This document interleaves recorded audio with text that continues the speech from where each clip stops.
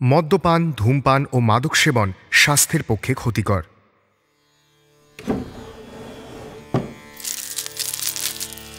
Drawer খুলে আবার একবার মালাটা বের করল মিথিলা। দারুণ মানিয়েছে গলায়। এক পশলা মিঠে হাসির আরোক ছড়িয়ে পড়ল ওর চেহারায়। অথচ বড় সাধারণ মালা। তাছাড়া কত যুগের যে পুরনো তার কোনো ঠিক ঠিকানা নেই। সম্ভবত দোকানদার যখন প্রথম ব্যবসা শুরু করেছিল সেই সময়। ভেবে বেশ একটু অবাক লাগে মিথিলার। রোমাঞ্চ জাগে। না জানি কত হাত ছুঁয়েছে এই মালা। দোকানের আয়নায় কত নাম না জানা মেয়ে পরেও দেখেছে। শেষে পছন্দ না হয় আবার রেখে দিয়েছে বাক্সে। তামার চিকন চেনের মালা জায়গায় জায়গায় ক্ষয়ে গেছে। একটা ছোট্ট ঝিনুকের লকেট, হলদেটে সাদা রং। সময়ের আক্রমণে সেটাও প্রায় ক্ষয়প্রাপ্ত। মোদ্দা কথা, বর্তমান মালাটা যেন বহুযুগ পূর্বের একটি মালার জীবাশ্ম মাত্র।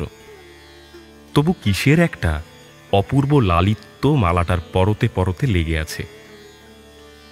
কত হাজার হাজার দিনের ইতিহাস, কত স্পর্শ।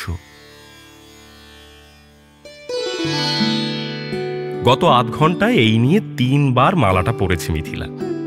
ভাগ্যিস ঘরের দরজা বন্ধ, নয়তো মা এসে যদি দেখত মেয়ে 30 মিনিট ধরে ড্রেসিং টেবিলের সামনে বসে আছে, তাও এই রাত 10টার সময়, নির্ঘাত ভাবত মেয়ে পাগল হয়ে গেছে।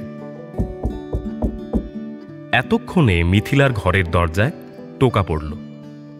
ওপাশ থেকে মা বলল, মিথি, খেতে আয়। মায়ের কণ্ঠ শুনে ধ্যান ভাঙল মিথিলার। বাস্তব জগতে ফিরে এলো সে। যাই বলে মালাটাকে ড্রয়ারে ঢুকিয়ে উঠে পড়ল। মালাটা মিথিলা কিনেছে গত শুক্রবার মিউনিসিপ্যালিটির মাঠের মেলা থেকে। সেদিন কলেজে টিফিন শুরু হওয়ার প্রায় সঙ্গে সঙ্গেই নীলিমা এসে হাজির মিথিলার ক্লাসে। খানিক এ কথা সে কথা বলে তারপর ওর গলা জড়িয়ে ধরে আবদারের সুরে বলল, এই মিথি, এই মাঠে মেলা বসেছে, ছুটির পর যাবো। হ্যাঁ, হুট করে মেসে চলে যাস না যেন। মিথিলা বলল, আরে না, আমি তো বিকেলের বাসে বাড়ি ফিরবো, মাকে বলে দিয়েছি। ঠিক আছে, তুই সন্ধ্যায় ফিরিস, আমিও ফিরবো। ঘন্টা দেড়েক তো মোটে রাস্তা, মেলা ঘুরে 6:30 নাগাদ বাস ধরে নেবো। আর অশ্রুত সুতোপাড়াও তো যাবে, বহু কষ্টে ওদের মানিয়েছি ভাই, তুই না করিস না। মিথিলা ঘাড় নেড়ে বলল, আচ্ছা ঠিক আছে, যাব। মিথিলা, নীলিমা, সুতপা আর অশ্রুত 4 জনই শিলিগুড়ি কলেজে পড়ে, সেকেন্ড ইয়ার। মিথিলা ইংরেজি, অশ্রুত আর নীলিমা ম্যাথ, আর সুতপা দর্শন। 4 জন সেই স্কুল জীবনের বন্ধু। কলেজে এসে ডিপার্টমেন্ট আলাদা হলেও বন্ধুত্বে একটুও ভাটা পড়েনি। কলেজ ছুটি হল 4:30। গেট থেকে বেরোতেই মিথিলা দেখল রাস্তার ওপাশে অশ্রুত, নীলিমা আর সুতপা দাঁড়িয়ে। হাত নেড়ে ওকে ডাকল অশ্রুত, এই মিথি, এদিকে, এপাশে আয়। মিথিলাও হাত নেড়ে জবাব দিল ওদের। তারপর 4 বন্ধু একটা টোটো চেপে মেলায় চলল। প্রতি বছর শীতের শেষে এই সময় মিউনিসিপ্যালিটির মাঠে মেলা বসে, কুটির শিল্প মেলা। উত্তরবঙ্গের আনাচ কানাচ থেকে বহু শিল্পী তাদের তৈরি গয়না, জামা, কাপড়, গৃহস্থালির জিনিসপত্র নিয়ে আসে এই মেলায়। নীলিমা বরাবরই চটপটে মেয়ে। মেলায় ঢুকেই ভাই এটা কিনবো, ওটা খাবো, এইসব করতে থাকে। সুতপা আবার ঠিক উল্টো। ও মেলায় যায় কেবলমাত্র জিনিসপত্র দেখতে, কখনো কিছুই কেনে না, শুধু দেখে। আর মাঝে মধ্যে বিজ্ঞের মতো দীর্ঘশ্বাস ফেলে বলে, বছর বছর কেমন মিই আসছে মেলাটা। আগে কত লোক হতো, এখন আর হয় না। এসব হাতে বানানো জিনিসের মূল্য মানুষ আর বুঝতে চায় না, সবাই এখন শপিং মলে দৌড়ায়। মিথিলার 2-1 বার ইচ্ছে হয়েছে ওকে টিপ্পুনি কাটতে, তুইও তো ভাই কিছুই কিনিস না। অবশ্য শেষ পর্যন্ত সেই ইচ্ছে দমিয়ে কেবল একটা মৃদু হাসি দিয়ে সুতপার দীর্ঘশ্বাস এড়িয়ে গেছে প্রতিবার।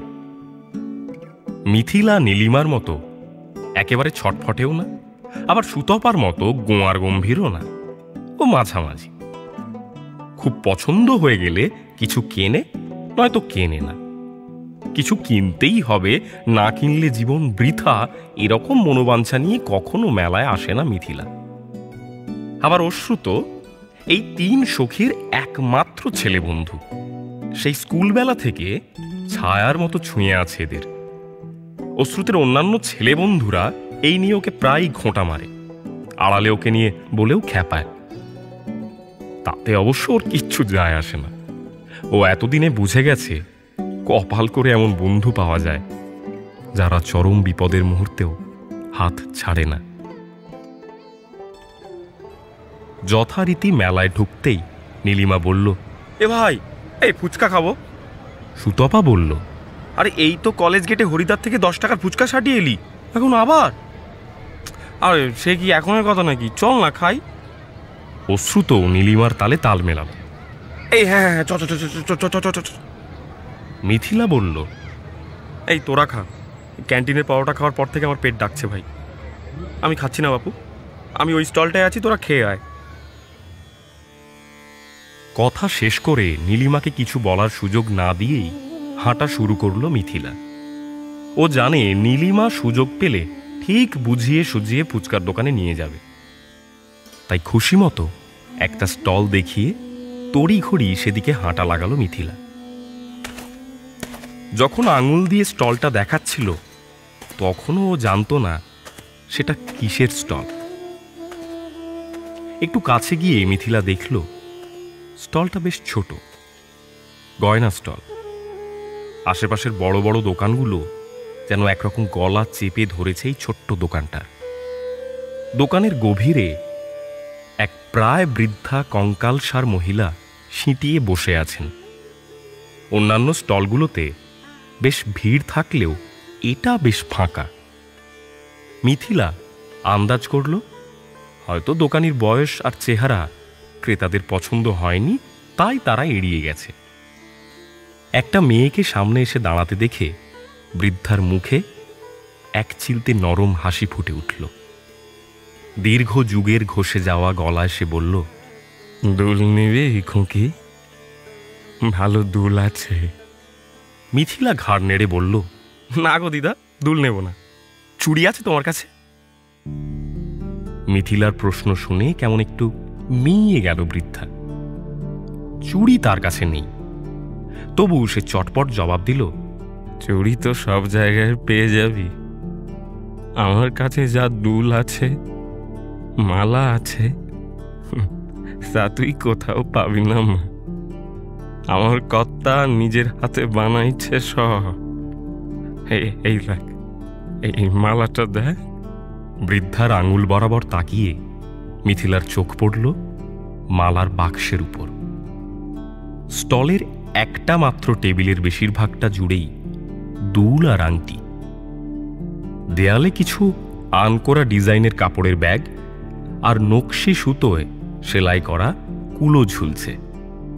আর গোটা 20-25 মালা টেবিলের এক কোণে একটা চৌকো কাগজের বাক্সে বেশ অবহেলাতেই পড়ে আছে। এই মালার বাক্স থেকে একটা দুটো মালা তুলতেই একটা পুরনো ক্ষয়ে যাওয়া তামার মালায় চোখ আটকে গেল মিথিলার। হাতে ধরা মালাটা নামিয়ে ওই মালাটা তুলে নিল সে। দোকানিকে জিজ্ঞেস করল, দিদা, এটা কবেকার মালা গো? দোকানি তার বয়স্কার চোখ কুঁচকে মালাটাকে একবার ভালো করে দেখে বলল, এই মালাটা তা জানি না রে, আগে তো আমার কর্তার দোকান সামলাতো, তখন থেকেই আমি এই মালাটা দেখছি। এটা কিন্তু আমার কর্তার বানানো না, এটা তামার মালা। মিথিলা জিজ্ঞেস করল, কত দাম মালাটার? ইতিমধ্যে ফুচকা খেয়ে নীলিমারাও চলে এসেছে। মিথিলার হাতে একটা পুরনো তামার মালা দেখে অশ্রুত চোখ বড় বড় করে বলল, এই মালা কোথায় পেলি? মিথিলা বলল, এই তো এখানে। দারুণ না? নীলিমা বলল, দারুণ? হ্যাঁ, দারুণই বটে, দারুণ খারাপ। আমার পছন্দ হয়েছে, আমি এটা নেব। কত দাম গো এটার? মিথিলা বৃদ্ধার দিকে তাকালো।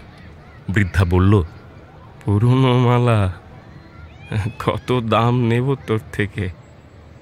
দে, যা দিবি দে, 10-20 টাকা। পুরনো তো কি হয়েছে, আমার তো পছন্দ হয়েছে, আমি 50 টাকা দিচ্ছি। অশ্রুত বলল, আমাকে দে ওই 50 টাকা, আমি তোকে এর চেয়ে ভালো মালা এনে দেব। মিথিলা মৃদু হেসে ঘাড় নাড়ল। না রে, এই মালাটাই আমার চাই। এই নাও দিদিমা, টাকা নাও। পার্স খুলে একটা 50 টাকার নোট বৃদ্ধাকে ধরিয়ে দিয়ে মালাটা পার্সে ঢুকিয়ে মিথিলা বলল, এই চল, আমার কেনা শেষ, এবার তোদের কেনা দেখবো চ। সুতপা বলল, আমি কিন্তু কিছু কিনবো না। অশ্রুত বলল, হুম, ওসব বললে চলবে না, আজ তোকে কিনতেই হবে, বেটা কিপটে কোথাকার। নীলিমাও যোগ দিল অশ্রুতর সঙ্গে। হ্যাঁ, তোকে কিনতে হবেই, চল ওই স্টলটাই যাই, বেশ সুন্দর সুন্দর ভ্যানিটি ব্যাগ ঝুলছে ভাই। হই হই করতে করতে একটা নির্দিষ্ট স্টলের দিকে এগিয়ে গেল ওরা। মেলা থেকে সোজা বাড়ি চলে এসেছিল মিথিলা।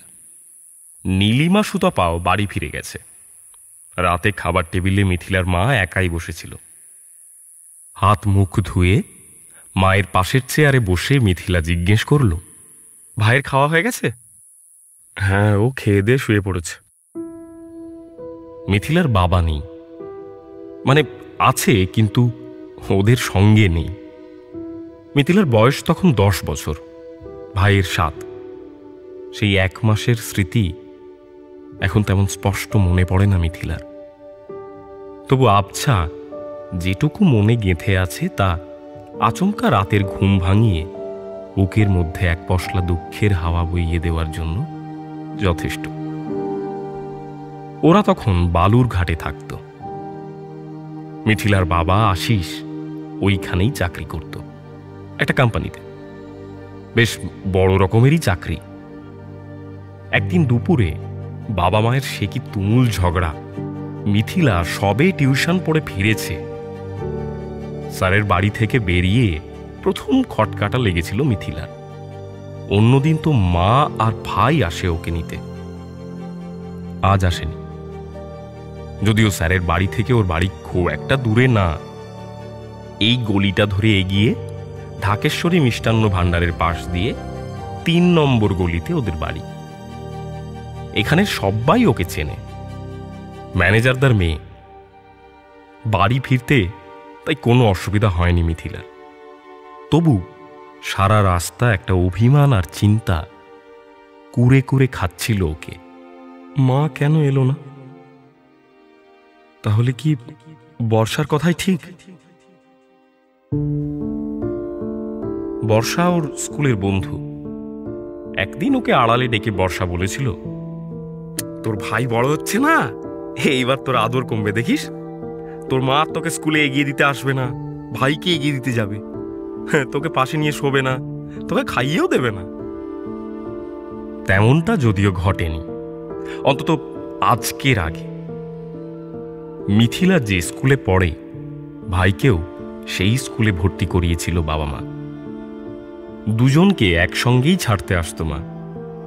তারপর স্কুল থেকে মিথিলাকে পড়ার ব্যাচে এগিয়ে দিয়ে ভাইকে নিয়ে বাড়ি ফিরত।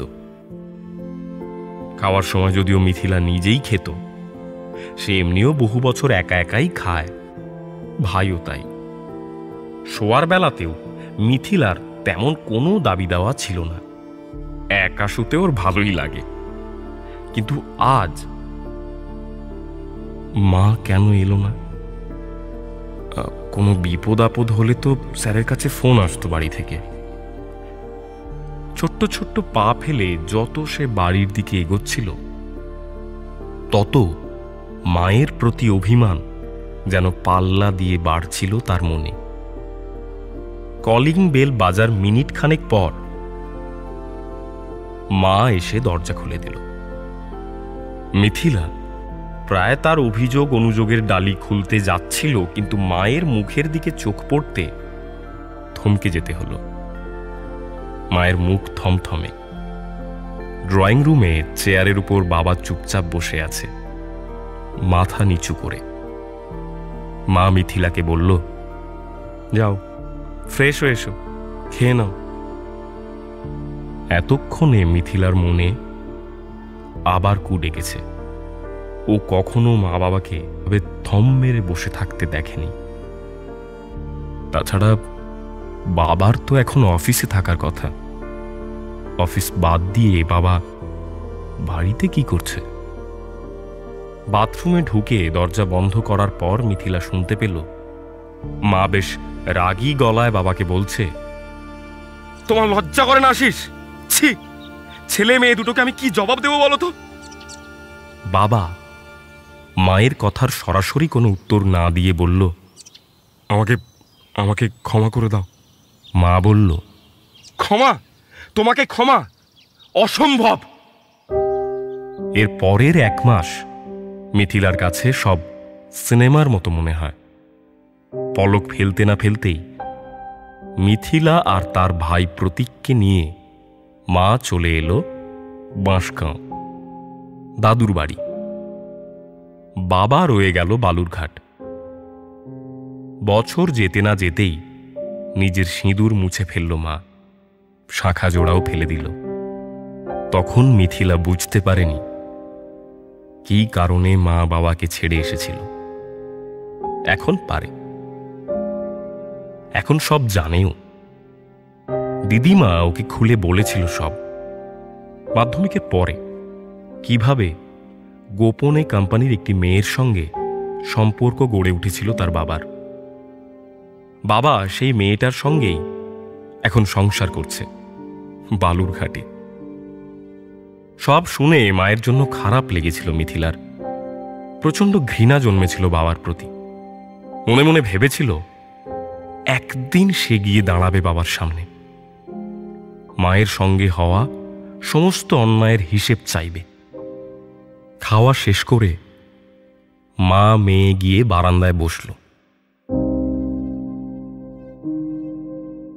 এই বাড়িটা দোতলা, দাদু বানিয়েছিল। এখন মিথিলারা থাকে। মিথিলার একমাত্র মামা ব্যাঙ্গালোরে চাকরি করে, ওখানেই সেটল। বোনের সংসার ভেঙে যাওয়ার পর হাসি মুখেই বাবার বাড়ির সমস্ত সম্পত্তি বোনকে তুলে দিয়েছিল মিথিলার মামা। মা যদিও বলেছিল, আমাকে কিছু বছর এখানে থাকতে দাও, একটা চাকরি পেলে আমি ঘর খুঁজে নেব। মামা হেসে বলেছিল, তোর বাড়িতে নতুন করে তোকে থাকতে দেবো কি করে? আরে তুই থাক, ভালোই হলো তুই ফিরে এসেছিস। আমি ব্যাঙ্গালোরেই থাকবো অনেকদিন ধরেই ভাবছিলাম। এই বয়সে বাবা মাকে নিয়ে যাবো সেটাও তো সম্ভব না, ওখানে গেলে ওরা টিকতে পারবে না। তুই মিথি আর প্রতীক এখানে থাক, আমি ওখানে চললাম। মা আর তারপর কথা বাড়ায়নি। মা জিজ্ঞেস করল, কাল ফিরে যাবি? মিথিলা ঘাড় নাড়ল। হ্যাঁ, কাল বিকেলে। মাস্টার্স কোথা থেকে করবি? নর্থ বেঙ্গল? জানি না মা, এখনো ভাবিনি। কি যে করছিস মেসে বুঝতে পারি না। তবে যাই করিস পড়াশোনাটা ঠিক রাখিস, হ্যাঁ? ওটা যেন গোল্লায় না যায়। মিথিলা মায়ের গলা জড়িয়ে ধরে বলল, পড়াশোনা আমার একদম ঠিক চলছে মা। তোমার স্কুল কেমন চলছে? চলছে। আর কদিন পর ফাইনাল পরীক্ষা বাচ্চাদের, ওই একটু প্রেশার যাচ্ছে। সেই রাতে শুতে যাওয়ার আগে আবার একবার মালাটা পরল মিথিলা। এইবার আয়নার সামনে দাঁড়িয়ে একটু কষ্ট হলো ওর। অশ্রুত নীলিমা কারোরই পছন্দ হয়নি মালাটা। মাও এই ব্যাপারে খুব একটা মন্তব্য করে না, অথচ ওর খুব পছন্দ হয়েছে। কেউই ওর পছন্দের মূল্য দিল না। একটা ন্যাকা অভিমানের ঢেউয়ে ফুলে উঠল মিথিলার ঠোঁট। পরদিন বিকেলে মেসে ফিরল মিথিলা। ওদের মেসটা 3 তলা। মেসের দক্ষিণ পাশে একটা মাজা পুকুর। মিথিলার ঘরটা উপরের তলায়। মিথিলা আর সুতপা থাকে এই ঘরে, নীলিমা থাকে পাশের ঘরে। অশ্রুত ওদের পাশের একটা বয়েজ মেসে থাকে। কাজ না থাকলে মাঝে মধ্যে এসে ঢু মেরে যায়। মেসের মালকিন রঞ্জনাদি এদিক থেকে বেশ দিলদরিয়া মহিলা। কলেজ জীবনে উনি নিজেও মেসে থাকতেন, ফলে এই বয়সী ছেলে মেয়েদের পালস ভালো রকমই বোঝেন তিনি। মেস বাড়িতে মাঝে মধ্যেই বন্ধু বান্ধব আসবে, সেটাই তো স্বাভাবিক। তবে একেবারে লাগাম ছাড়া স্বাধীনতা মেস বাড়িতে দেননি অঞ্জনাদি। তাছাড়া গার্জেনরাই ঝামেলা পাকাবে। ফলে একটা নিয়ম করে রেখেছেন, কারোর ছেলে বন্ধু যদি আসে তাহলে সন্ধ্যার আগে ফেরত যেতে হবে তাকে। অশ্রুত বিকেল করে আসে, ছাদে উঠে চার বন্ধু চা খায়, মাঝে মধ্যে ভাগ যোগ করে দু একটা সিগারেটও খায়, তারপর সন্ধে হলে চলে যায় নিজের মেসে। সেদিনের কেনা মালাটা পরেই বাড়ি থেকে বেরিয়েছিল মিথিলা। মেসের ঘরে ঢুকতেই একটু নাক সিটকে নীলিমা বলল, এটা সেই মালাটা না? মিথিলা হাসল, এরকম গয়না পরবি, ছেলেরা ফিরেও তাকাবে না। বেশ, চ্যালেঞ্জ রইল, যে ছেলে এই মালা দেখে আমার প্রেমে পড়বে আমি তার সঙ্গেই সম্পর্কে যাব, নয়তো যাব না। এই জীবনে তোর তাহলে প্রেম করা হবে না। প্রসঙ্গ বদলে পুরনো হাসির রেশ টেনে মিথিলা বলল, হে ভাই, বলছি একদিন ফুড সিলিং ঘুরতে গেলে কেমন হয়? একটা দীর্ঘশ্বাস ফেলে নীলিমা বলল, সে তো আমরা 2 বছর ধরে যাচ্ছি। এই না, এবার পাক্কা নেক্সট উইকেন্ডে কেউ বাড়ি যাব না, সোজা ফুড সিলিং। মানে আমি তো বাড়ি যেতে চাই না, তোরাই তো লেজ উঁচু করে দৌড়াস প্রতিবার। বেশ, দেখা যাবে। বিকেলে সুতপা আর অশ্রুতকেও ফুড সিলিং এর কথা বলল মিথিলা। ওরাও রাজি। ওদের 4 জনের মধ্যে নীলিমাই সব থেকে বেশি ধুরন্ধর। অন্যরা যখন একটা প্রেমের জন্য রীতিমতো তড়পায়, নীলিমা সেই বয়সেই কমপক্ষে 4টে প্রেম করে ফেলেছে। শিলিগুড়ি শহরের কোথায় কোন অন্ধকার গলি আর কোন পার্কের কোথায় একটু ঝোপঝাড় আছে তা নীলিমার মুখস্থ। চপল ভুরু নাড়িয়ে নীলিমা বলল, ভালোই হবে, ভুটানি ছেলেদের সঙ্গে একটু সময় কাটানো যাবে। বাঙালি ছেলেগুলোতে আর মন বসে না। মিথিলা ওকে চিমটি কেটে বলল, এই খবরদার, কোনো ছেলের সঙ্গে জোটাবি না, বলে দিলাম নীলু। বাড়ি থেকে জানতে পারলে আর আস্ত রাখবে না। সুতপা একটু ভেবে বলল, বাড়িতে জানাবি? না জানালেও ক্ষতি নেই।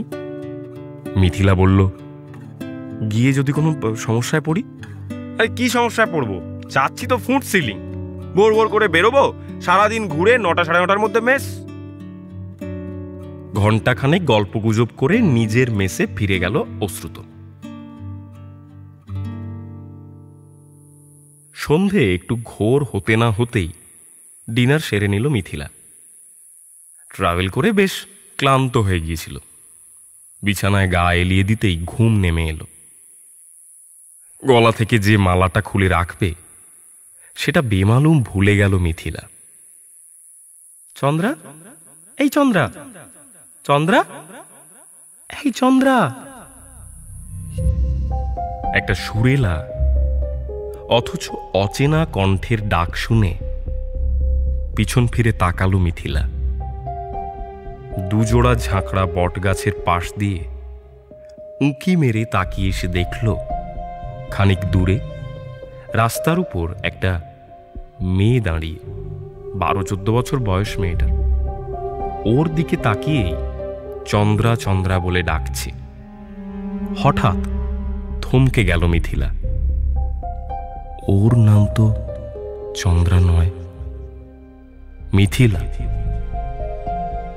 তাহলে মেয়েটার সাজ পোশাকও যেন কেমন। ধুলো মাখা একটা পুরনো ছাপার শাড়ি, কানে মাকড়ি আর হাতে সম্ভবত রূপোর চুড়ি। কে মেয়েটা? মেয়েটার দিকে নজর পড়তে আশেপাশের পরিবেশের দিকেও নজর গেল মিথিলার। এ কোন জায়গায় এসেছে সে? এরকম গ্রাম স্বপ্নেও সে দেখেনি। একটা পাকা বাড়ি নেই, বিদ্যুতের লাইন নেই।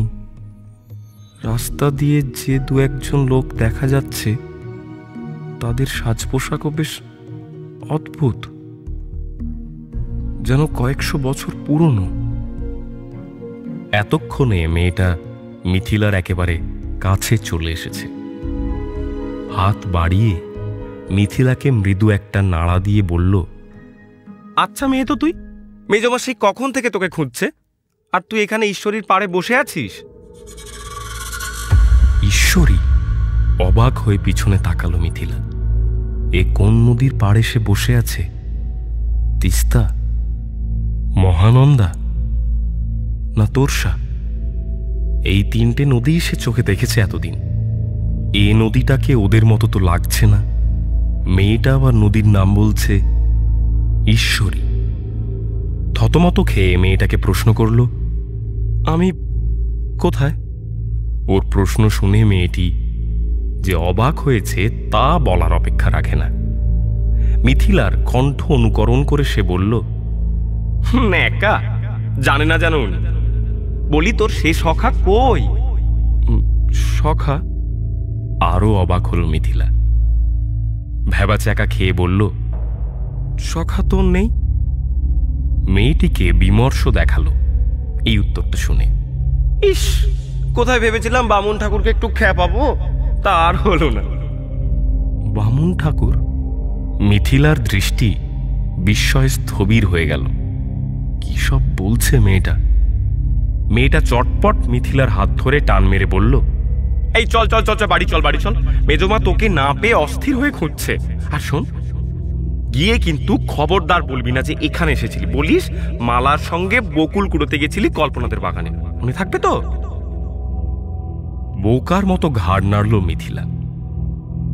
এতক্ষণ কথা বলা হয়ে গেছে, অথচ এখনো সে এই মেয়েটার নাম জানে না। এদিকে মেয়েটা তাকে বারবার চন্দ্রা নামে ডাকছে। কে এই চন্দ্রা? এই জায়গাটাই বা কোথায়? আশেপাশের ঘরবাড়িগুলো কেমন সেকেলে, মাটির দেওয়াল, তাতে আলপনা আঁকা। দু একটা ঘর চুনসুরকির, আর কি বিশাল বিশাল সব পুকুর রাস্তার পাশে। সারা গ্রাম ভর্তি গাছপালা। এইটুকু রাস্তা চলতেই সে যেরকম গাছপালা দেখে ফেলেছে তা হয়তো সারা শিলিগুড়িতে নেই। মেয়েটা সেই তখন থেকে বক বক করেই যাচ্ছে। মিথিলা শুধু মাঝে মধ্যে হ্যাঁ করছে। হঠাৎ করে স্বপ্ন ভঙ্গ হওয়ার মতো করে মিথিলার স্মৃতিতে জেগে উঠল একটা ছবি। এই মেয়েটির মুখ। আরে, এতক্ষণে মেয়েটির নাম মনে পড়েছে তার। প্রভা, প্রভাবতী, ওরই ছোট কাকার মেয়ে, ওর বোন, খেলার সাথী। ইস, এতক্ষণ সে ভুলেই গিয়েছিল প্রভাবতীর কথা। ছি মিথিলা, ছি। মনে মনে সে নিজেকে ধিক্কার দিল। আবার নিজের নামটাও ভুলে গেছো তুমি। মন কোথায় তোমার চন্দ্রা? জয়ানন্দ তো সেই কখন নৌকো নিয়ে বেরিয়ে গেছে ফুলেশ্বরীর ওপারে, আর তুমি এখনো তার ভাবে মজে আছো।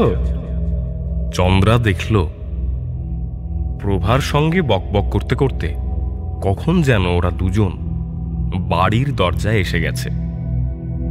কাঠের দরজা ঠেলে উঠোনে ঢুকল দুজন।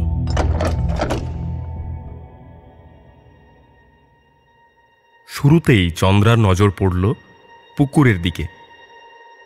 তার হাঁসগুলো সব ঠিকঠাক আছে কিনা দেখে নিল একবার। তারপর ফড়িংয়ের মতো উড়তে উড়তে উঠোন পেরিয়ে চলল মায়ের কাছে। উঠোনের পাশে আম গাছের ছায়ায় মাদুর পেতে ছোট মা আর জ্যাঠাইমা বসে পান খাচ্ছিল। তারা চিৎকার করে বলে উঠল, এই খবরদার চন্দ্রা, উঠোনের পান মারিয়ে দৌড়স নে, পাশ কেটে যা, নয়তো কিন্তু মার খাবি বলে দিলাম। দৌড়স না চন্দ্রা। কিন্তু কে শোনে কার কথা? প্রথমে চন্দ্রা, তারপর ওর দেখা দেখি প্রভা, দুজনেই কোমরে শাড়ি পেঁচিয়ে উঠোনে তলুইয়ের ওপর ছড়িয়ে রাখা ধান মাড়িয়েই ছুট দিল রান্নাঘরের দিকে। সকালবেলায় মা বলেছিল দুপুরবেলা পায়েস বানাবে। চন্দ্রা, প্রভা দুজনের কেউই ভোলেনি সে কথা। বিকেলে আবার দুই বোন চড়া করতে বেরোলো গ্রামে। পাতুয়ারি গ্রামটাকে বড্ড ভালোবাসে চন্দ্রা। যখনই সে ভাবে জয়ানন্দের সঙ্গে বিয়ের পর ওকে ঈশ্বরীর ওই পারে গিয়ে থাকতে হবে, তাও একেবারে একটা নতুন গ্রামে, বুকটা কেমন ছ্যাঁত করে ওঠে তার। জয়ানন্দ যদিও অনেকবারই বলেছে বিয়ের পর 3 দিন থাকবো আমাদের গ্রামে, আর 3 দিন তোমাদের, কেমন মজা হবে বলো। কিন্তু সপ্তাহে তো 7 দিন হয়, আরেক দিন কোথায় থাকবো? নদীর পাড়ে বেঁধে রাখা নিজের নৌকোর দিকে তাকিয়ে জয়ানন্দ হেসে বলেছিল, কেন নৌকায় সারা ফুলেশ্বরী ভেসে বেড়াবো আমরা। চন্দ্রা দেখল জয়ানন্দের চোখে অসীম আত্মবিশ্বাসের ঢেউ খেলে যাচ্ছে। সে মুচকি হেসে বলল, তুমি বিয়ের পর আমাদের বাড়িতে থাকবে? ছ্যা, লোকে পাগল বলবে। তাহলে তাহলে না হয় আমি পাগলই হব, আর তুমি হবে আমার পাগলই, কেমন? সামনের বাঁকটা ঘুরলেই নদী। ওরা দুই বোন অবশ্য নদীর ঘাটে যাচ্ছে না, নদীর পাড় ধরে আরও একটু এগিয়ে ওরা যাবে কামরাঙ্গা খেতে। আগের দিন প্রভা দেখে এসেছে নদীর পাড়ে গোঁসাইদের বাগানের গাছে বেশ পাকা কামরাঙ্গা ধরেছে। প্রভা জিজ্ঞেস করল, এই হ্যাঁ রে চন্দ্রা, জয়ানন্দকে তুই ছুঁয়ে দেখেছিস? প্রভার প্রশ্ন শুনে সলজ্জ হাসল চন্দ্রা। ইদানিং বড় বেশি কথা ফুটেছে প্রভার মুখে, কি সব প্রশ্ন করে যখন তখন। চন্দ্রাকে চুপ দেখে প্রভা আবার জিজ্ঞেস করল, কি রে বল না, ছুঁয়ে দেখেছিস? চন্দ্রা আনত কণ্ঠে বলল, হ্যাঁ একবার, যখন আমরা ওর নৌকোয় উঠেছিলাম। ওরকম ছোঁয়া না, ওখানে তো পাঠশালার অনেকেই ছিলাম আমরা। আমি বলছি মানে শুধু তোরা দুজন যখন থাকিস তখন ছুঁয়ে দেখেছিস? প্রশ্নটা করেই কৌতুক ভরা চোখে চন্দ্রার দিকে তাকালো প্রভা। চন্দ্রাকে অপ্রস্তুত করেই যেন তার সমস্ত আনন্দ। হাজার চাইলেও চন্দ্রা প্রভাকে ধমক দিতে পারে না। সে শুধু নামেই দিদি, মোটে 21 দিনের বড়। প্রভা তো মানেই না চন্দ্রা ওর দিদি, বরং ওরা দুজন বন্ধু। তাই প্রভার যখন যা মনে আসে তাই বলে চন্দ্রাকে। বোনের সম্পর্কের আবছা ছায়া রয়ে গেছে, ফলে সে চাইলেও সবকিছু প্রভাকে বলতে পারে না। আবার প্রভার কথাগুলো এতটাই সহজ সরল যে চন্দ্রা ধমকও দিতে পারে না। ফলে এক সময় না এক সময় প্রভার বাক্যবাণে জর্জরিত হয়ে সব প্রশ্নের উত্তর চন্দ্রাকে দিতে হয়। আজকেও তার অন্যথা হল না। প্রভার প্রশ্নের উত্তরে মিনমিনে গলায় চন্দ্রা বলল, হ্যাঁ ছুঁয়েছি, হাত ছুঁয়েছি, চুল ছুঁয়েছি, আর কি বল, আরে বল বল বল না। না থাক, আর বলতে পারবো না। খিলখিল করে হেসে প্রভা জিজ্ঞেস করল, এই জড়িয়ে ধরেছিলি নাকি? হ্যাঁ কোথায়? ভট্টাচার্যদের ভিটায়। আর তোকে আর বলা যাবে না, অনেক বলেছি। এবার চল পাঁচালা, পাঁচালা আবার বাড়িও ফিরতে হবে, বিকেল ঘোর হতে চলল, বেশি দেরি করলে মা বকবে। চল প্রভা, জলদি পাঁচালা, সূর্য ডুবতে বসেছে প্রায়। গোঁসাইদের বাগানটা বিশাল বড়, সবই প্রায় আম গাছ। নদীর দিকে গোটা 5-6টা কামরাঙ্গা গাছ কিভাবে যেন বেড়ে উঠেছে তা কেউই জানে না। চন্দ্রা গাছে চড়তে পারে না, প্রভা পারে। গাছের নিচে চন্দ্রাকে দাঁড় করিয়ে রেখে পরনে শাড়িটা গুটিয়ে মালকোঁচা করে তরতর করে গাছে বেয়ে উঠে গেল প্রভা। নিচ থেকে চন্দ্রা সতর্ক কণ্ঠে বলল, এই সাবধানে প্রভা, দেখিস পড়ে যাস না যেন। নদীর পাড়ের রাস্তা ধরে হাঁটতে হাঁটতে চন্দ্রা হঠাৎ খেয়াল করল বহু দূর থেকে একটা বাঁশির আওয়াজ ভেসে আসছে। বড় মধুর সে আওয়াজ। নদীর দিকে আর চোখে তাকালো চন্দ্রা। জয়ানন্দ নির্ঘাত এতক্ষণে নৌকো নিয়ে ঘাটে ফিরেছে। কাজ না থাকলে সারাদিন নৌকোয় ভেসে বেড়াতে পারে ছেলেটা। আহা, সেও যদি জয়ানন্দের সঙ্গে ভেসে বেড়াতে পারত।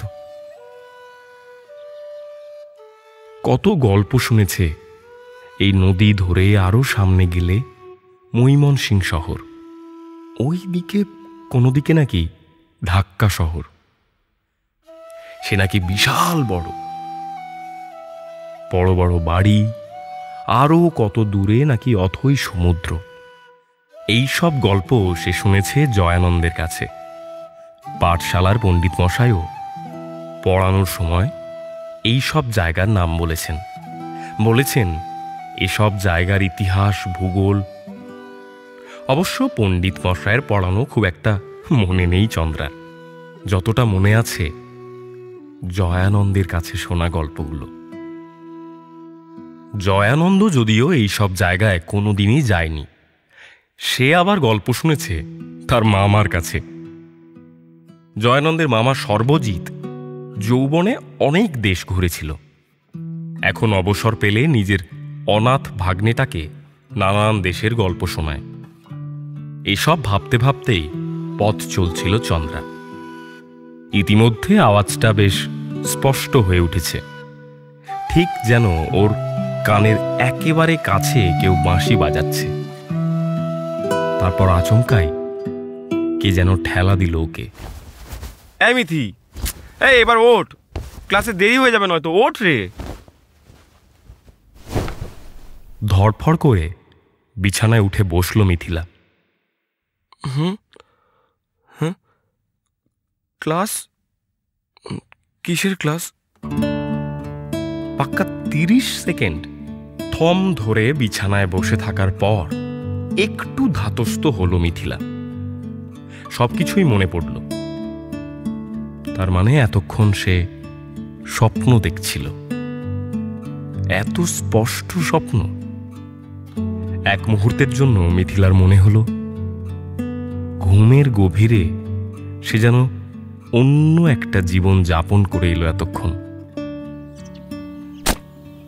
বাথরুম থেকে বেরিয়ে একটা ভিজে রুমাল মিথিলার গায়ে ছুঁড়ে মারল সুতপা।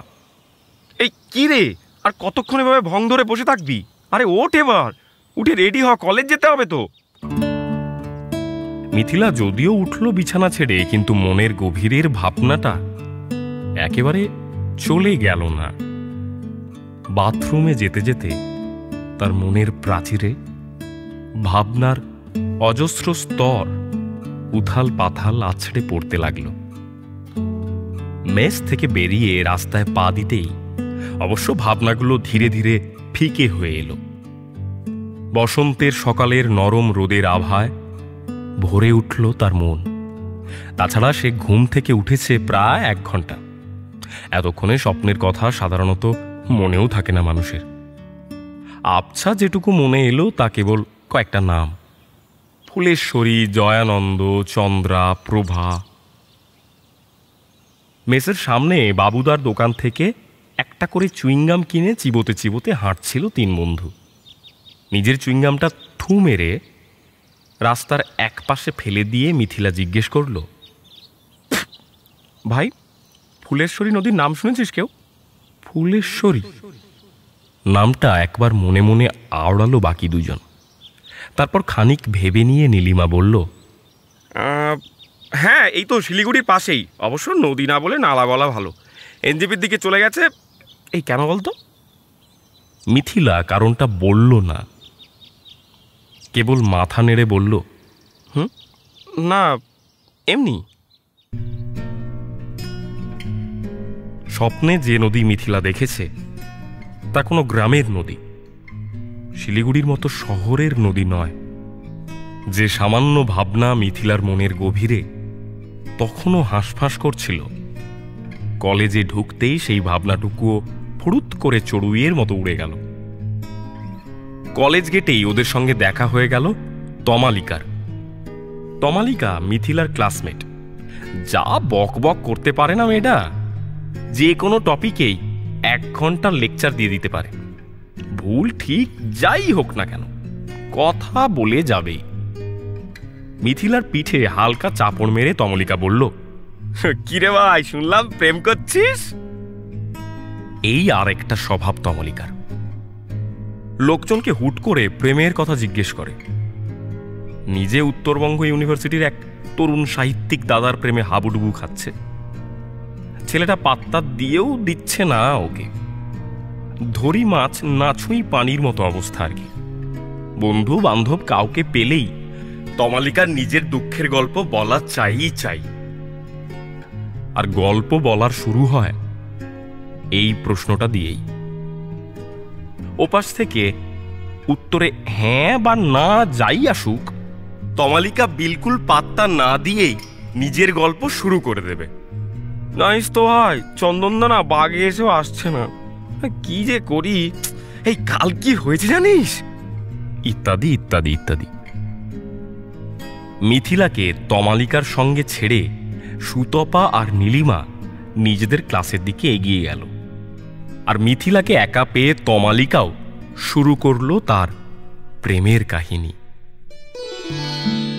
দেখতে দেখতে সপ্তাহ ঘুরে শুক্রবার চলে এলো।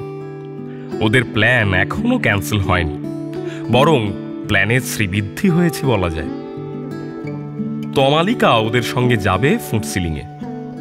মঙ্গলবার টিফিনের সময় মুখ ফসকে ফুটসিলিংয়ের কথা তমালিকার সামনে বলে ফেলেছিল মিথিলা। মিথিলার কথা শুনে সঙ্গে সঙ্গেই তমালিকা বলেছিল, আমিও যাবো ভাই, কতদিন কোথাও ঘুরতে যাইনি। তমালিকাকে সঙ্গে নিতে অবশ্য তেমন কোনো আপত্তিই ছিল না ওদের। তাছাড়া 5 জন একসঙ্গে গেলে ট্যাক্সি ভাড়াটাও একটু কমে যাবে। নীলিমার কোনো এক আশিক তার এক পরিচিত ট্যাক্সি একটু কমে ওদের জন্য ভাড়া করে রেখেছে। অশ্রুতকে পিক করে ভোর 5টায় ট্যাক্সি আসবে মেসের গেটে। অঞ্জনাদিকে গত সন্ধ্যাতেই সুতপা বলে রেখেছে ভোর ভোর করে ওরা বেরোবে। ব্যাগ গুছিয়ে তমালিকাও চলে এসেছে ওদের মেসে। সকালে একসঙ্গেই বেরোবে সবাই। আজ অবশ্য কোনো স্বপ্ন দেখল না মিথিলা। এক ঘুমেই রাত পেরিয়ে গেল ওর। 4:15 দিকে মোবাইলের অ্যালার্ম বাজার সঙ্গে সঙ্গেই ঘুম ভেঙে গেল সবার। 1 ঘন্টার মধ্যে স্নান করে রেডি হয়ে বেরোতে হবে। বসে থাকার একদম সময় নেই। বিছানা ছেড়ে দ্রুত পায়ে বাথরুমের দিকে দৌড় লাগালো নীলিমা। ওর একটু বেশি সময়ই লাগে বাথরুমে স্নান করতে। আড়মোড়া ভেঙে বিছানায় ঠেস দিয়ে বসতেই হঠাৎ আর একটা নাম আবছা মনে পড়ল মিথিলার। কে যেন, পাতু পারি, হ্যাঁ মনে পড়ছে, পাতুয়ারি। কোথায় এই পাতুয়ারি? ওর স্বপ্নে মনে পড়া গ্রাম। যদিও বেশিক্ষণ নামটা নিয়ে মিথিলা ভাবতে পারল না। আজ বেশ জলদি জলদি বাথরুম থেকে বেরিয়ে এসেছে নীলিমা। কন্ডিশনারের ফুরফুরে ঘ্রাণ ছড়িয়ে পড়ছে সারা ঘরে। এবার মিথিলার পালা। বিছানা ছেড়ে ব্যালকনি থেকে তোয়ালে আর সাবানের কৌটো নিয়ে বাথরুমের দিকে পা বাড়ালো মিথিলা। ইতিমধ্যে সুতপা আর তমালিকাও স্নান করে চলে এসেছে অন্য একটা বাথরুম থেকে। গাদাগুচ্ছের মেকআপ করছে তমা মেয়েটা। এত বেশি মেকআপ একদম ভালো লাগে না মিথিলার। বড় বেশি আর্টিফিশিয়াল বলে মনে হয় ওর। নীলিমার দিকে এক পলক চেয়ে মৃদু হেসে বাথরুমে ঢুকে গেল মিথিলা। ওদের মেসের জানলায় এতক্ষণে আবছা ভোরের আলোয় ক্রমশ সজাগ হয়ে উঠেছে শিলিগুড়ি শহর। রাস্তার ওপাশে টং দোকানের উনুনে কয়লা ফেলেছে হারু চাচা। গলগল করে ধোঁয়া বেরোচ্ছে। ছবির মতো সুন্দর শহর ফুটসিলিং। পাক্কা 5টাতেই বেরিয়েছিল ওরা। ট্যাক্সিটা সারাদিন ওদের সঙ্গে থাকবে। সারাদিন ফুটসিলিং ঘুরে আবার বিকেলের দিকে মেসে ফেরত আসবে ওরা। ট্যাক্সির চালক মধ্যবয়স্ক, নাম অনন্ত হালদার। হালকা কাঁচা পাকা চুল, মুখে দীর্ঘ জীবনের বলিরেখা ক্রমশ স্পষ্ট ফুটে উঠেছে। বয়সের চেয়ে অনেক বেশি বুড়ো বলে মনে হয়।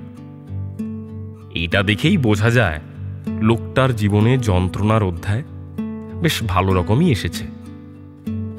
সকালে ডুয়ার্সের বুক চিরে ওরা যখন ফুটসিলিং শহরের পাদদেশে পৌঁছল তখন ঘড়িতে 10:25। মাঝখানে চিলাপাতা চেকপয়েন্টে ব্রেকফাস্ট করেছে ওরা, নয়তো আরও মিনিট 20 আগে পৌঁছে যেত। ফুটসিলিং ভুটানে হলেও ওখানে যেতে পাসপোর্ট ভিসা কিছুই লাগে না, কেবল একটা আইডি কার্ড সঙ্গে থাকলেই হলো। শহরে ঢোকার চেকপয়েন্টে একবার দেখিয়ে ঢুকে গেলেই ব্যাস। ভারতীয় টাকাও ওখানে চলে, ফলে কোনো রূপ হাঙ্গামা নেই। চিলাপাতায় ব্রেকফাস্ট সারতে সারতেই সবার অলক্ষ্যে চাপা স্বরে তমালিকা মিথিলাকে বলেছিল, ভাই, ভুটানে মদ খুব সস্তা শুনেছি, এই আমি কিন্তু এবার একটা বিয়ার খাবই। মিথিলা বলেছিল, শুধু তুই না, আমরাও খাও, মেসে নিয়েও আসবো একটা। ফুটসিলিংয়ে ঢোকার মুখে ভুটান ইমিগ্রেশন অফিসে নিজেদের আই কার্ড দেখিয়ে শহরের ভিতরে ঢুকলো ওদের গাড়ি। এত বছরে এই প্রথম মিথিলার কোথাও ঘুরতে যাওয়া। বাবা যখন ছিল তখন অবশ্য 2-1 দার্জিলিং, মিরিক, গ্যাংটক এসব জায়গায় গিয়েছিল ও, মা, বাবা আর ভাই। কিন্তু তখন ও নেহাতি শিশু, তেমন কোনো স্মৃতি ওর মনে পড়ে না। বাবার সঙ্গে সম্পর্ক চুকিয়ে সেই যে মা শিলিগুড়ি চলে এলো, তারপর আর কোনোদিন কোথাও যায়নি মিথিলা। ওর প্রথম ঘোরাটাই হলো বিদেশ ঘোরা। মনে মনে বেশ হাসিই পেল। একদিন না একদিন তো মাকে ফুটসিলিংয়ের কথা খুলে বলবে। কল্পনায় মায়ের মুখটা ভেবে বেশ মজা লাগলো ওর। শহরের মধ্যে একটা নির্দিষ্ট জায়গায় গাড়ি পার্ক করলো অনন্ত।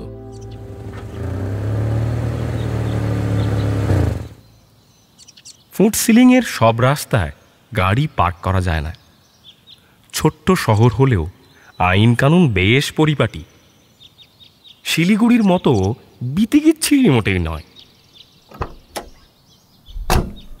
গাড়ি থেকে ওরা নামার পর অনন্ত বলল, তোমরা ঘরো 2-3 ঘন্টা, আমি এখানেই আছি, সমস্যা হলে আমাকে একটা ফোন করো। ওরা ঘাড় নেড়ে হই হই করে বেরিয়ে পড়ল। কিছু একটা মনে পড়ে যাওয়ার ভঙ্গিতে অনন্ত বলল, ও হ্যাঁ হ্যাঁ, ভালো কথা, রাস্তাঘাটে সিগারেট খেও না জানো, ফাইন হয়ে যাবে কিন্তু।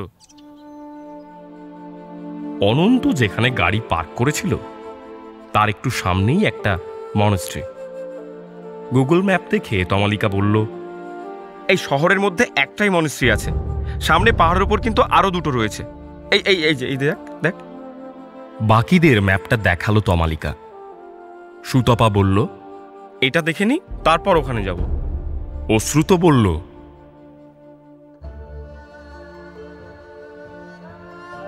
মিথিলা হাসল, আরে খাবো খাবো, এই তো সবে ব্রেকফাস্ট করলাম, তারা একটু ঘুরি, সারাদিন রয়েছে তো হাতে।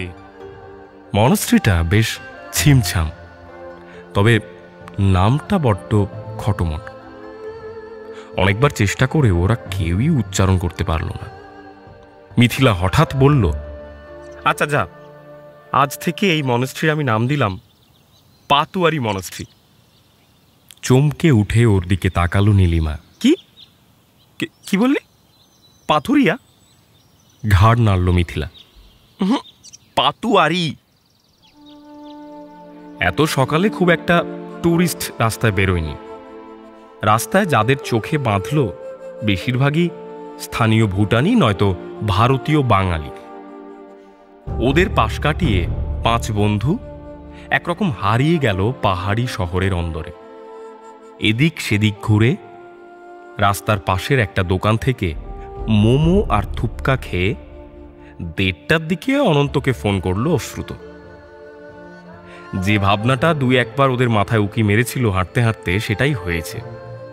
ফুটসিলিংয়ের সরু সরু পথে চলতে চলতে কখন যেন পথ হারিয়ে ফেলেছে ওরা। ভাগ্যিস অনন্ত আগেও বহুবার এখানে এসেছে। অশ্রুতর বর্ণনা শুনে ঠিক রাস্তা চিনে 10 মিনিটের মধ্যে গাড়ি নিয়ে চলে এলো ওদের কাছে। অনন্ত বলল, উঠে পড়ো, পাহাড়ের উপরে আরো 2টো মনাস্ট্রি আছে, ওখানে যাবো এবার। ওর আগে তো আর যাওয়া হলো না, যেতে গেলে পারমিশন নিয়ে আসতে হয়। উপরে ইন্ডিয়ান আর্মির ক্যাম্প ট্যাম্প আছে হয়তো।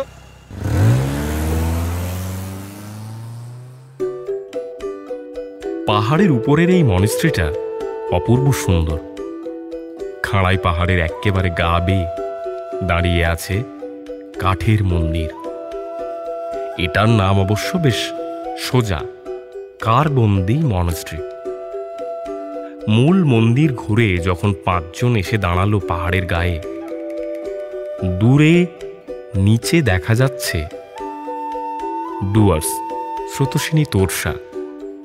5 জনের সবাই কম বেশি পাহাড়ে গেছে, তবু সেটা বাবা মায়ের সঙ্গে। কেবল বন্ধুদের সঙ্গে এমন বাধাহীন আসা এই প্রথম। যদিও এটা বসন্তকাল, তবু বেশ শীত শীতই করছিল ওদের। সুতপা বলল, আমার এখানেই থেকে যেতে ইচ্ছে করছে। কি সুন্দর শহর ভাই। মিথিলা মৃদু হাসল, যেন নীরবেই সমর্থন জানালো সুতপার ইচ্ছেটাকে। দুপুর গড়িয়ে আবার শহরে ফিরে এলো ওরা। এবার শপিং করার পালা। তার আগে অবশ্য একটা ঠিকঠাক রেস্তোরাঁ দেখে লাঞ্চ সারলো ওরা সবাই। ভুটানি ভাত আর মুরগির মাংস। ব্যাস, এই ভাত দেশি ভাতের মতো নয়, বেশ একটু আঠালো আর খয়েরি লাল রং, তবে খেতে মন্দ নয়। খাওয়া দাওয়া সেরে রেস্তোরাঁ থেকে বেরোনোর সময় অনন্ত বলল, 4টের মধ্যে বেরোবো আমরা। পথে একটা জায়গা আছে, সেই যখন এদিকে এলে তোমাদের দেখিয়ে নিয়ে যাবো। তোরসার সাইডে দারুণ জায়গা। শীতকালে ওদিক থেকে ছেলে ছোকরা পিকনিক করতে যায় তো। হ্যাঁ, এখন যদিও বেশ ফাঁকা, তোমাদের ভালোই লাগবে, চলো। জায়গাটার নাম মহুয়া। জয়গাঁও থেকে সামান্য একটু সামনে গিয়ে মূল রাস্তা ছেড়ে একটা বালির রাস্তা ঢুকে গেছে ডান পাশে। ওটা ধরে কিছু দূর গেলেই তোরসার রিভার বেড। ওরা যখন বিয়ার কিনছিল তখনই অনন্ত বলেছিল, এখনই খেয়ে নিও না, বিকেলে মহুয়ায় গিয়ে খেও, দারুণ ফিল পাবে। জায়গাটা দেখে আনন্দে মন ভরে উঠল মিথিলার। ফুট সিলিংয়ে থাকার সময় পাহাড়ের উপরে দাঁড়িয়ে সেই জায়গা দেখেছে, কিন্তু অত দূর থেকে সে বুঝতেই পারেনি বিকেলের আলোয় এমন মায়াবী হয়ে উঠতে পারে নিতান্ত সাধারণ নদী তট। ওরা ছাড়া আর 2টো ফ্যামিলি এবং তার সাথে আরো 3-4টে ছেলে ওখানে ঘোরাঘুরি করছিল ওই মহুয়ার বালু তটে। মিথিলা তাড়াতাড়ি কৌটোটা খুলে বালির উপর রেখে প্যান্ট কুটিয়ে তরতর করে নেমে গেল তোরসায়। এখানে তোরসা সবে পাহাড় ছেড়ে সমতলে নেমেছে। প্রায় ইলেকট্রনীয় গতিতে এগিয়ে যাচ্ছে জলধারা, তবে তেমন গভীরতা এখানে নেই। বেশ কয়েক পা হেঁটে নদীর ভিতরে চলে গেল মিথিলা। জলটা বড্ড বেশি ঠান্ডা, যেন জলের গভীরে লুকিয়ে আছে হিমকুচি। মনের মধ্যে কেমন একটা দোলা দিল মিথিলার। মনে মনে কে যেন বলে উঠল, এইখানে আমি আবার আসব, আবার একজন বিশেষ মানুষের সঙ্গে। মিথিলার দেখা দেখি বাকি মেয়েরাও নেমে গেল জলে। বেশ কিছুক্ষণ তোরসার হিমেল জলে পা ভিজিয়ে তারপর বালিতে ফিরে এসে বিয়ারের বোতলগুলো খুলল ওরা সবাই। অনন্তও একটা বিয়ার এনেছিল। প্রায় 20 বছর ধরে গাড়ি চালাচ্ছে সে, একটা বিয়ারে তার কিছুই হবে না। বিয়ার খেতে খেতে মিথিলা খেয়াল করল যে ওরা আসার আগে থেকেই যে ছেলেগুলো এখানে জটলা পাকিয়ে দাঁড়িয়েছিল তাদের মধ্যে একটা ছেলে বেশ কয়েকবার আর চোখে ওর দিকে তাকাচ্ছে। তাকানোর ভঙ্গিটা বেশ নরম, সলজ্জ। এই তাকানোর অর্থ মিথিলা বোঝে। অন্যদিন হলে হয়তো সে মুখ ঘুরিয়ে নিত, কিন্তু আজ তার কেমন যেন খুশির দিন। মিথিলা মুখ ঘোরাল না, বরং সবার অলক্ষ্যে আলতো হাসল ছেলেটার দিকে তাকিয়ে। মিথিলার হাসি দেখে ছেলেটাও যেন একটু সাহস পেল। তার ঠোঁটের কোণেও এক ছিলতে হাসির উদয় হল। ওর বাকি বান্ধবীরা এতক্ষণে এদিক ওদিক ছড়িয়ে গেছে। অশ্রুত আর অনন্ত গাড়ির বনেটে ঠেস দিয়ে 2টো সিগারেট জ্বালিয়েছে। মিথিলা হঠাৎ খেয়াল করল ছেলেটা খুব ধীরে ধীরে পা ঘষতে ঘষতে ওর দিকে এগিয়ে আসছে। বেশ মজা পেল মিথিলা। আবার একবার ছেলেটার মুখের দিকে তাকালো। গোলগাল সাধারণ মুখ, গালে আনকোরা চাপদাড়ি, কলেজ পড়ুয়া ছেলে। আন্দাজ করল মিথিলা ছেলেটার চেহারায় বিশেষত্বের মধ্যে যা আছে সেটা হলো জোড়া ভুরু। রিমলেস চশমার ওপর দিয়ে বেশ মিষ্টি লাগছে ছেলেটার চোখ দুটো। দারুণ সাহস বুকে নিয়ে সেও ক্রমশ এগোতে শুরু করল ছেলেটার দিকে। কাছে এগোতে এগোতে কোন ফাঁকে যেন ছেলেটা একটা কাগজে নিজের নম্বরটা লিখে ফেলেছে। সেটা অবশ্য মিথিলা খেয়ালই করেনি। ও যখন খেয়াল করল ততক্ষণে নম্বর লিখে ছেলেটা কলমটা পকেটে ঢুকিয়ে ফেলেছে। এইবার থমকে দাঁড়ালো মিথিলা। ওর মনের মধ্যে এবার ফিচেল শয়তানি মাথা চাড়া দিয়েছে। আর এগোবে না ও, বরং এখানে দাঁড়িয়ে দেখবে ছেলেটা কি করে।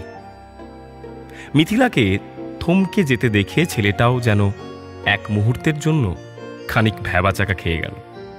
অবশ্য পরক্ষণে এই নতুন উদ্যম নিয়ে বেশ দৃপ্ত পায়ে মিথিলার কাছে হেঁটে এসে কায়দা করে সবার অলক্ষ্যে কাগজটাকে মিথিলার পায়ের সামনে টুক করে ফেলে দিয়ে নদীর দিকে এগিয়ে গেল। মিথিলা ছাড়া ইহজগতের আর কেউই ছেলেটার এই দুর্দান্ত অভিনয় দেখতে পেল না। মিথিলা যদিও সঙ্গে সঙ্গে কাগজটা তুলল না, খানিকক্ষণ এদিক ওদিক তাকিয়ে তারপর নুড়ি কুড়াবার ভঙ্গিতে দ্রুত কাগজটা তুলে প্যান্টের পকেটে ঢুকিয়ে নিল। ওতে কি লেখা আছে তা এখন দেখা যাবে না, দেখবে সেই মেসে ফিরে। সূর্য যখন গাঢ় লাল হয়ে তোরসার পশ্চিমের জঙ্গলে ঢলে পড়ল তখন গাড়িতে উঠল ওরা। ছেলেগুলো তখনও ওখানে আড্ডা দিচ্ছে, পরিবার দুটোও আছে। ওরা হয়তো সূর্যাস্ত দেখে তারপর উঠবে। মিথিলাদের অবশ্য অতক্ষণ থাকলে চলবে না, এখনো প্রায় 4 ঘন্টার জার্নি বাকি। তাছাড়া কাগজটা পকেটে ঢোকানোর পর থেকেই মিথিলার মনে একটা খচখচানি শুরু হয়েছে। আর তর সইছে না ওর। কখন মেসে ফিরবে আর কাগজটা কখন দেখবে। কাগজের যা সাইজ তাতে ওটা যে প্রেমপত্র নয় তা মিথিলা শিওর। নম্বরই হবে হয়তো, তাছাড়া হয়তো নামটাও লেখা আছে। আচ্ছা, কি নাম হতে পারে ছেলেটার? গেস করার চেষ্টা করল মিথিলা। সে মনে মনে একটা নাম ঠিক করে রেখেছিল। ওর ইমাজিনারি প্রেমিকের নাম তীর্থ। ছেলেটার নামও তীর্থ নয় তো? যদিও তীর্থর চেহারার সঙ্গে ছেলেটার চেহারার কোনো মিল নেই। তীর্থ এই ছেলেটার মতো অতটা রোগা নয়, আর ছেলেটার মতো জিন্স টি শার্টও পরে না, পাঞ্জাবি পরে। শীতের সকালে গায়ে চাদর জড়িয়ে হাঁটে। কপালের ডান পাশে একটা তিল আছে। তীর্থর জোড়া ভুরু নাকি জোড়া ভুরু নয় সেটা অবশ্য এতদিন কল্পনা করেনি মিথিলা, আজ করল। হ্যাঁ, তীর্থরও জোড়া ভুরু, অবশ্য চোখে চশমা নেই। গালের দাড়ি আরো ঘন, আর সব থেকে বড় ব্যাপার হলো তীর্থ কবিতা লেখে। ও কবি। কোনো এক দূর শহর থেকে মিথিলার জন্য কবিতা লিখে পাঠাবে তীর্থ। মিথিলা তীর্থকে পাঠাবে পাহাড়ি বুনো ফুল। এই মিথি, চল, নাম নাম নাম, এসে গেছি। তমালিকার ডাকে ভাবনার তার ছিঁড়ে গেল মিথিলার। মনে মনে বেশ একটু বিরক্তই হলো। তীর্থর কথা ভাবলেই ওর মনটা খুশিতে ভরে ওঠে। সবে তো জমিয়ে ভাবতে বসেছিল, এরই মধ্যে রাস্তা শেষ হয়ে গেল। গাড়ি থেকে নেমে পড়ল ওরা সবাই। অশ্রুত আর নামল না, ও গাড়িতে করেই নিজের মেসে চলে গেল। ঘড়িতে তখন 10টা বাজবে করছে। ঘরে ঢুকে দরজা বন্ধ করে এ ওকে জড়িয়ে ধরে খানিক উচ্চস্বরে হাসল। অবশেষে বাড়িতে না জানিয়ে সারা দিন শিলিগুড়ির বাইরে ঘুরে এসেছে ওরা। শুধু যে বাইরে তাও নয়, একেবারে ভিন দেশে। এক চরম উন্মাদনার ব্যাপার। হাসি থামলে নীলিমা বলল, ওকে বেশ, এবার যেটা বলার, নেক্সট কয়েকটা বছরের জন্য ভুলেই যাও আমরা কোথাও গিয়েছিলাম। খবরদার কেউ যেন জানতে না পারে। আর হ্যাঁ তমালিকা, তোর পেট কিন্তু একদম পাতলা, মাথায় রাখিস, কাউকে বলবি না। তমালিকা ভিংচি কেটে বলল, হ্যাঁ আমার পেট অতটাও পাতলা না, ঠিক আছে, কাউকে বলবো না আমি। শুধু শুধু একটু হেসে তমালিকা বলল, শুধু চন্দনদাকে ছাড়া, ওইটুকু আমাকে ছাড় দিতে হবে। ওরা ভেবে দেখল চন্দনদা পড়ে ইউনিভার্সিটিতে। দূর দূর পর্যন্ত ওদের কারোর সঙ্গেই চন্দনদার কোনো সম্পর্ক যোগাযোগ কিছুই নেই। সুতরাং এইটুকু ছাড় তমালিকাকে দেওয়াই যায়। সুতপা বলল, শোন না, একটা কাজ করা হয়নি। বিয়ার তো এনেছি, কিন্তু সঙ্গে চিপস টিপস কিছু আনা হয়নি। আমি আর নীলিমা যাচ্ছি, তোরা ফ্রেশ হয়ে নে কেমন? ওরা বেরিয়ে যাওয়ার পর তমা বলল, জামিদি তুই ফ্রেশ হয়ে আয়, আমি একটু গড়াবো ভাই।